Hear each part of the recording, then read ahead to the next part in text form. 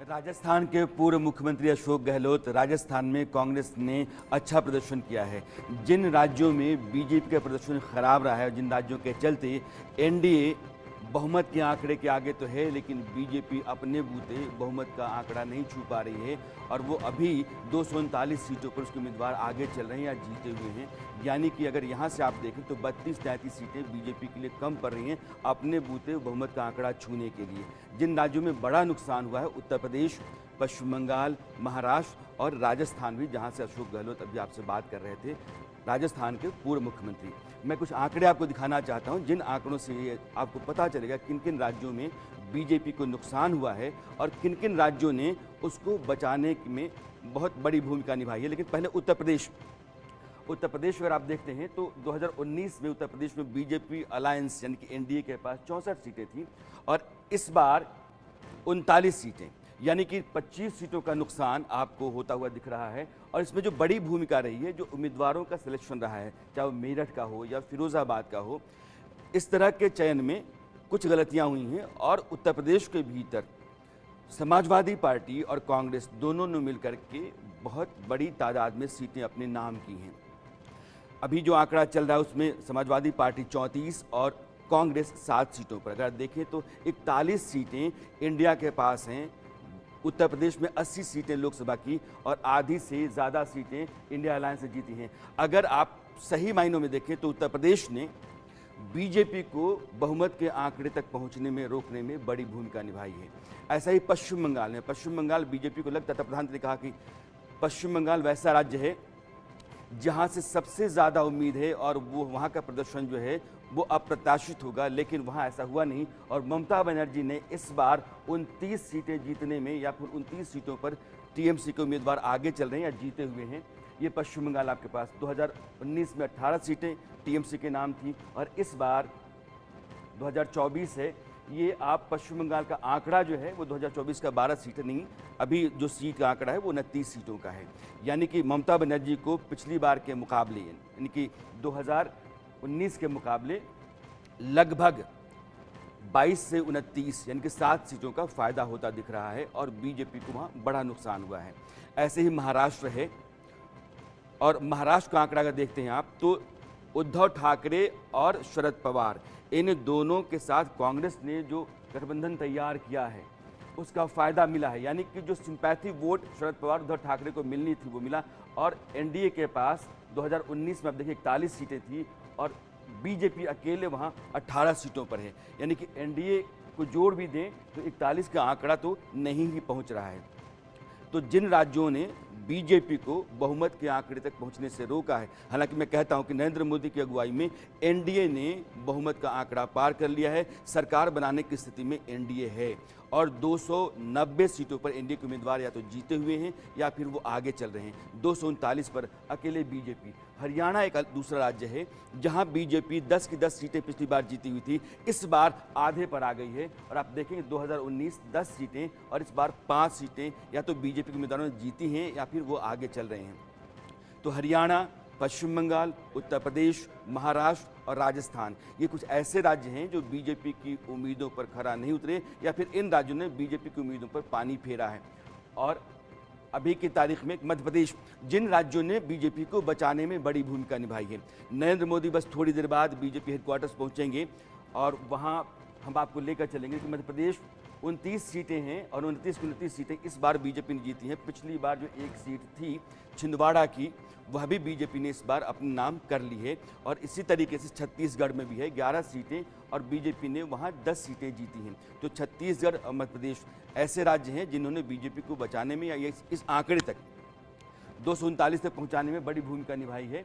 और फिर अगला राज्य मैं आपको दिखाना चाहता हूं। इन राज्यों से आपको एहसास होगा कि बीजेपी को नुकसान कहां हुआ है और बीजेपी को बचाने में या फिर 239 के आंकड़े तक पहुंचाने में किन राज्यों ने अपनी भूमिका निभाई है। अब दिल्ली के 7 की 7 सीटें 2007, 2019, 2024 इन तीनों चुनाव में दिल्ली बीजेपी के गढ़ की तरह काम करती रही है। और दिल्ली अजीब है, वो विधानसभा में प्रचंड बहुमत के साथ अरविंद केजरीवाल की आम आदमी पार्टी को वोट देती है और लोकसभा में वो बीजेपी, नरेंद्र मोदी की अगुवाई वाली बीजेपी को वोट देती है। ये स्प्लिट जो है वो दिल्ली का लगातार पिछले 3 चुनाव से चलता रहा है और ये है।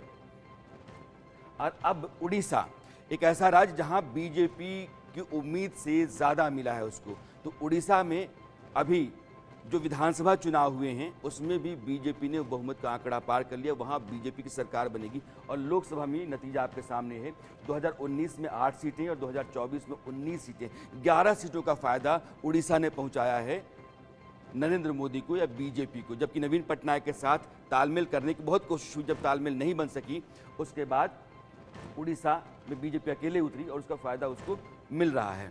अब हम आते हैं उत्तराखंड। उत्तराखंड की सभी 5 सीटें जो हैं बीजेपी ने जीती हैं और 2019 का जो रिकॉर्ड है वो बरकरार रखा है 2024 में भी।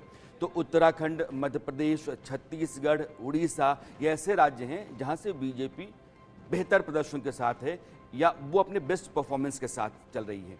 और इसी तरीके से आप अगर आंध्र प्रदेश में जाते हैं तो वहाँ चंद्रबाबू नायडू के साथ जो गठबंधन हुआ है उसका फायदा बीजेपी को, चंद्रबाबू नायडू को भी मिला है। और वहाँ चंद्रबाबू नायडू की टीडीपी जो है वो सरकार बनाने जा रही है। बहुमत का आंकड़ा विधानसभा में भी चंद्रबाबू नायडू ने हासिल कर लिया है। और ये गुजरात 26 सीटों का राज्य है और 2014-2019 में 26 की 26 सीटें बीजेपी ने जीती थी, लेकिन इस बार 1 सीट की कमी आई है और वो नुकसान बीजेपी ने उठाया है, 25 सीटें। फिर भी गुजरात बेहतर कहा जाएगा क्योंकि उसने 25 सीटें बीजेपी को दी हैं, तब जब उसको सरकार बनाने के लिए अपने सभी गठबंधन दलों को अपने साथ रखना पड़ेगा।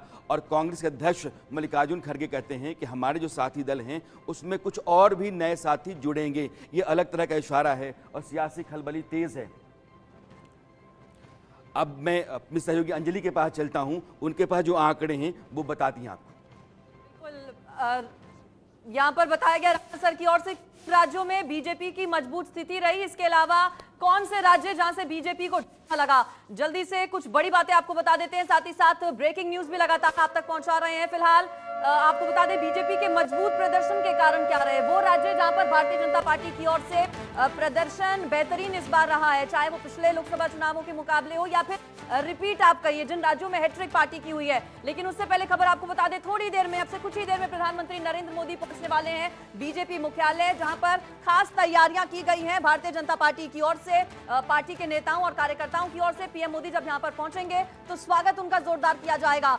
भले ही अकेले अपने दम पर बीजेपी यहां पर बहुमत का आंकड़ा यानी कि 272 का आंकड़ा ना छू पाई हो, लेकिन सरकार बनाने की स्थिति में पूरी तरह से एनडीए नजर आ रही है। खतरा फिलहाल कोई नहीं है क्योंकि 290 सीटें, जो आंकड़ा है, जो मैजिकल फिगर है वो 272 का है। एनडीए के पास पूरी तरह से सीटें हैं और थोड़ी देर में प्रधानमंत्री नरेंद्र मोदी बीजेपी के नेताओं और कार्यकर्ताओं को संबोधित करने वाले हैं। प्रधानमंत्री नरेंद्र मोदी ने, आपको बता दें, इस पूरे चुनावी कैंपेन के दौरान किस किस जगह पर जाकर कितनी रैलियां की हैं, कौन कौन से राज्य में पीएम मोदी गए, कहां पर कितनी रैली, कितने रोड शोज पीएम मोदी की ओर से किए गए, ये भी आपको जल्दी से बता देते हैं।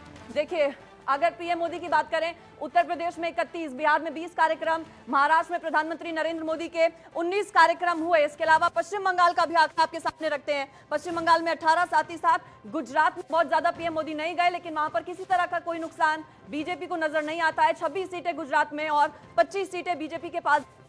73 साल की उम्र प्रधानमंत्री नरेंद्र मोदी की, लेकिन दिन रात एक कर दिया प्रधानमंत्री नरेंद्र मोदी ने, इस बात से भी बिल्कुल भी इनकार नहीं किया जा सकता। भले प्रदर्शन 2014 और 19 बहुत ज्यादा बेहतरीन ना हो, लेकिन यहाँ पर जो बहुमत का आंकड़ा है 272 का, उससे ज्यादा एनडीए के पास फिलहाल जाती पूरी तरह से नजर आ रही है। 73 साल की उम्र, दिन रात में पीएम मोदी ने कई हजारों किलोमीटर का सफर तय करने के बाद चुनावी कैंपेन है वो जोरों शोरों से, कई अलग अलग कारण रहे जो कि नतीजा जिसका भी हम देख रहे हैं। राणा सर, अंजलि आपको बता रही थी कि बहुमत का आंकड़ा बीजेपी नहीं छू सकी है, लेकिन एनडीए के पास बहुमत है।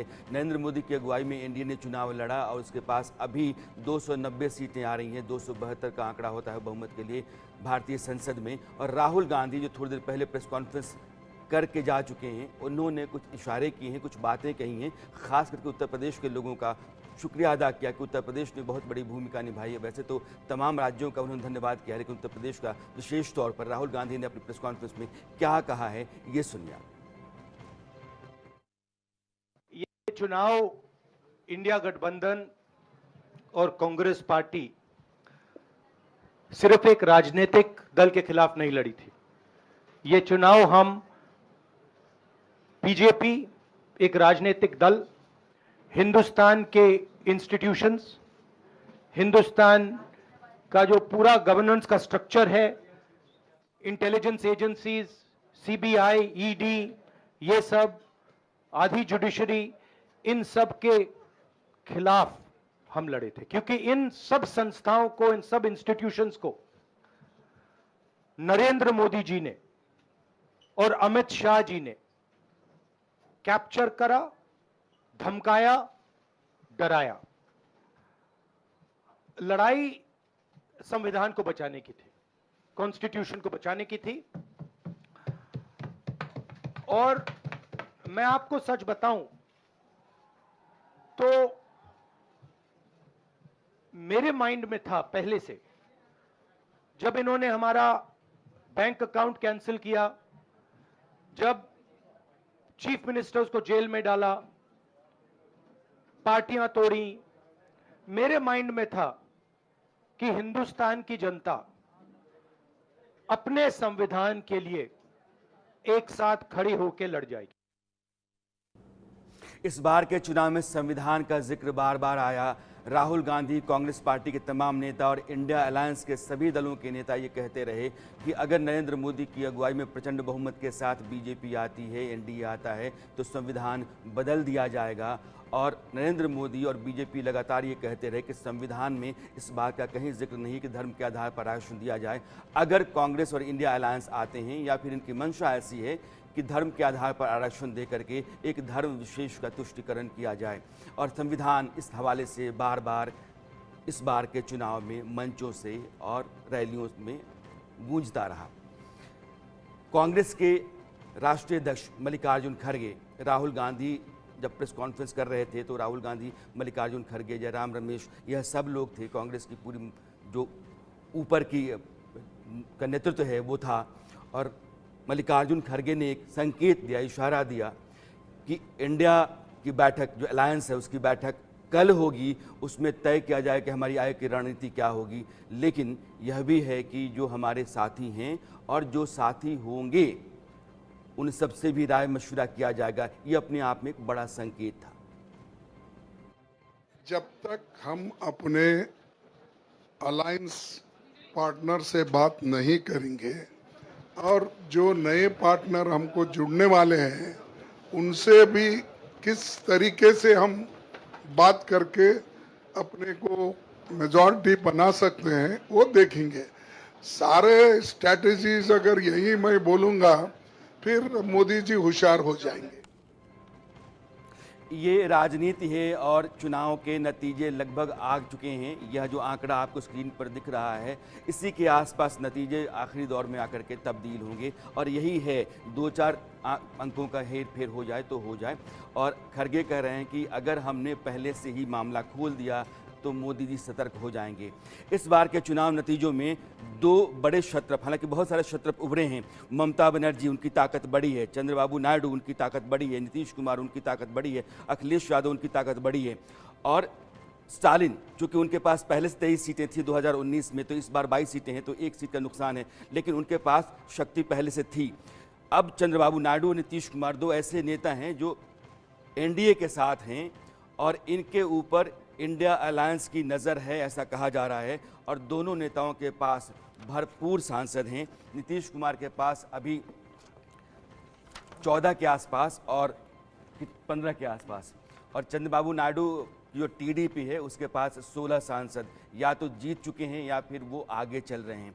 तो कुल मिलाकर 30-31 सीटों का मामला है। तो ये लड़ाई जो है ऐसे मोड़ पर है जहां आंकड़ों की बाजीगरी होती रहेगी और बहुत कुछ चलता रहेगा, इसलिए कुछ ठहरा नहीं है। और नरेंद्र मोदी थोड़ी देर बाद जब बीजेपी हेडक्वार्टर पहुंचेंगे तो वहां से जो कुछ भी कहेंगे वो अपने आप एक बड़ा संकेत होगा। आज पूरा हिंदुस्तान ये ज़रूर सुनना चाहेगा कि नरेंद्र मोदी इस बार क्या कहने जा रहे हैं बीजेपी हेडक्वार्टर से।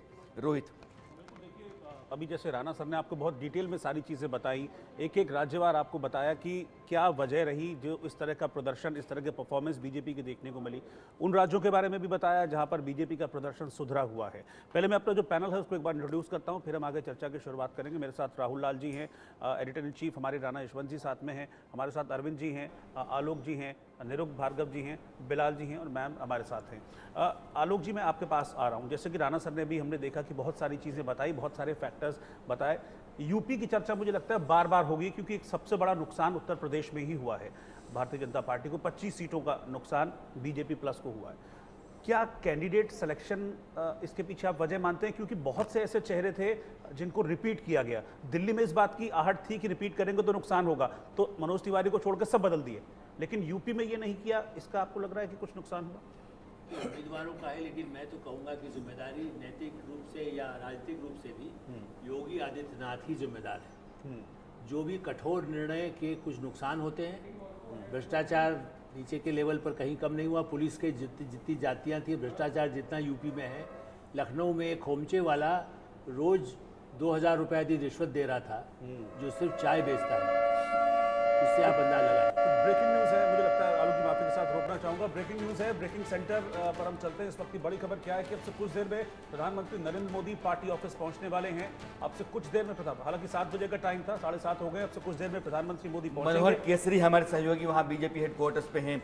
मनोहर, ओवर टू यू।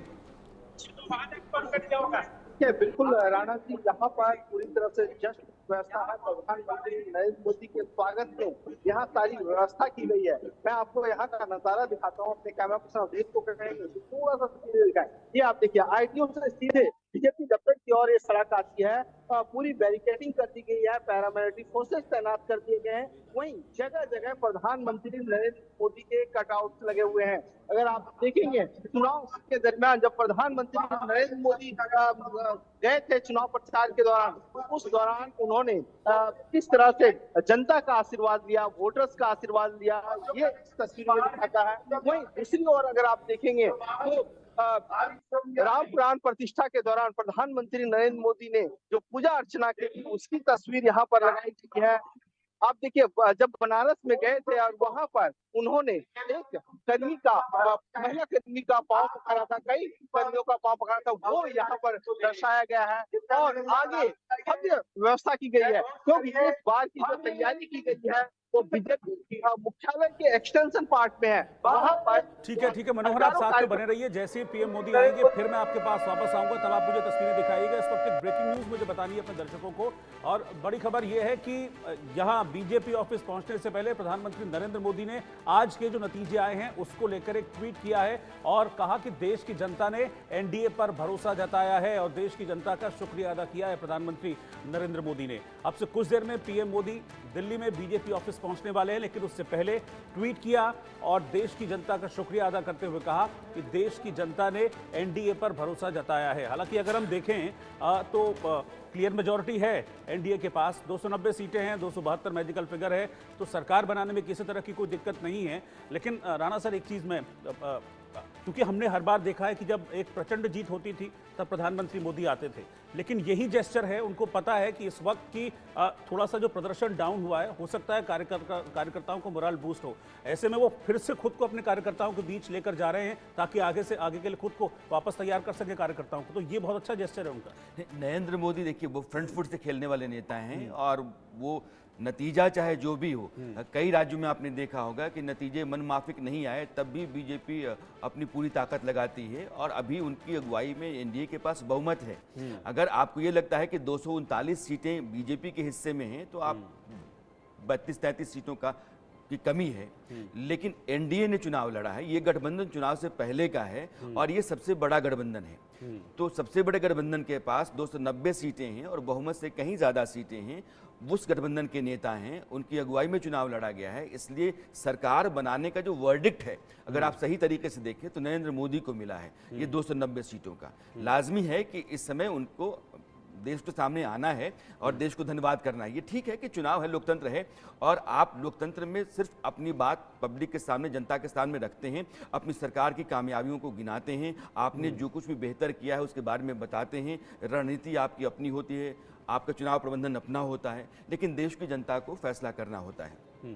फैसला आपने जैसा सोचा था वैसा नहीं हुआ, लेकिन फैसला आपकी सरकार बनाने के हक में जरूर है। तो नरेंद्र मोदी किस लिहाज से कामयाबी है। अगर आप कुछ लोग ऐसा सोचते हैं कि नरेंद्र मोदी यहाँ नाकाम हो गए, तो मुझे लगता है कि ये ठीक नहीं है उस तरीके से।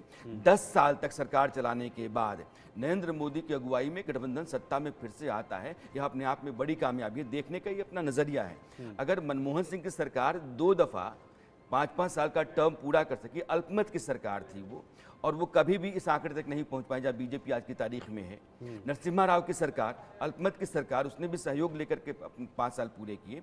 नरेंद्र मोदी के साथ जो गठबंधन है, उस गठबंधन ने जितना आंकड़ा छुआ है 290 का, ये बहुमत है, और नरेंद्र मोदी इसी के लिए देश का शुक्रिया अदा कर रहे हैं। मुझे लगता है कि वो जब पहुंचेंगे और अपनी बात रखेंगे तो उसमें एक अलग तरह का जोश होगा, और वो अपने तेवर और मिजाज में ही दिखेंगे। मैं कुछ बात जोड़ दूं। जी मेरा ये कहना था कि देखिए, इस तरह की पराजय चाहे आप जैसे सेना में होता है ना, चाहे आप उसे आरएसएस कह दीजिए, जो लोग इस तरह की रणनीति से चलते हैं वो पराजय होने के बाद भी कहते हैं आओ चलो लड्डू खाएंगे। मेरा ये कहना है, मैंने अपने जो हमारे संस्कार यदि आप कहें कि परिवारों में ऐसा देखा है, जो कहते हैं कि भाई फेल भी हो जाओगे, आओ मिठाई तो तब भी तुम्हारे लिए, तुमने मेहनत किया ना, ये वही टोन है। मैं इसलिए व्यक्तिगत अपनी बात कह रहा हूँ कि इसलिए मुझे ऐसा लगता है कि ऐसी स्थिति में होना चाहिए। वर्कर्स ने जिन्होंने काम किया नहीं किया वो समीक्षा करेंगे जो होना है, और अभी भी मैं कह रहा हूँ कि उसके बाद भी वो आगे जाकर के कब सरकार यदि उनका गठबंधन में कोई उनका साथ दे, अभी राणा जी बता रहे थे भाई नीतीश कुमार साथ न दे या दूसरा साथ न दे, तो इस्तीफा देने में जैसे अटल बिहारी जाकर के इस्तीफा दे दिया था, तो उसके लिए मन से जो शक्ति होती है उससे मॉरल बूस्ट होता है। और अभी जैसा राणा जी ने कहा, भाई देखिए सारी दुनिया के मैसेज आ रहे हैं, साहब आप कैसे बनाएंगे। भाई बहुमत यदि आपके पास है राष्ट्रपति और संविधान के अनुसार, जिसका बहुमत 290 जिस दिन संसद में वो गिरा दे, ये मैं मान सकता हूँ मल्लिकार्जुन खड़गे यदि सबसे बात करके कोई ऐसी स्थिति पैदा कर दे, संसद में एक बार सरकार तो तीसरी बार प्रधानमंत्री नरेंद्र मोदी को उनकी पार्टी से वो खुद मना करें बात अलग है, तो मैं नहीं जानता। लेकिन जिस ढंग से अभी आपने ट्वीट देखा, पूरे दिन भर विचार विमर्श के बाद शाम को अमित शाह जी की उनकी जो बैठक हुई है उनसे भी बताया गया होगा क्या करना है, उसके बाद उनका ट्वीट है। इससे लगता है कि एक बार वो शपथ लेंगे और संसद में लोकसभा में बहुमत सिद्ध करना, ये चरण सिंह, कर्पूरी ठाकुर जिनको भारत रत्न दिया गया, प्रणब मुखर्जी जिनको भारत रत्न दिया गया, वो सब ऐसी स्थितियों के खुद पार्ट भी रहे हैं। इसलिए ये मत मानिए कि ये कोई पहली बार चमत्कार देश में हो रहा है। हार के बाद ही जीत होती है, जीत के बाद हार भी होती है। देखिए, हार के बाद जीत होती है, बात तो सही है। हम लोगों ने देखा है भारतीय जनता पार्टी को 2 से लेकर 302 तक की यात्रा करते हुए।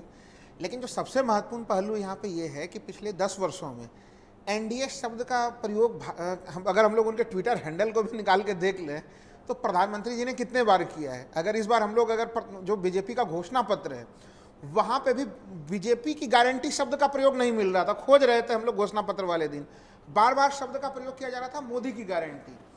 तो एनडीए की बैठक भी हमने देखा कि एक बार हुआ जब टीम इंडिया की बैठक हो रही थी, उसी के बरक्स से एक बार जो है कि उसमें एनडीए की बैठक हुई। तो मैं इसे लोकतंत्र की जीत मानता हूं, जहां पे कि भारतीय जनता पार्टी अपने सहयोगी दलों को कोई पर्याप्त महत्व नहीं देती थी।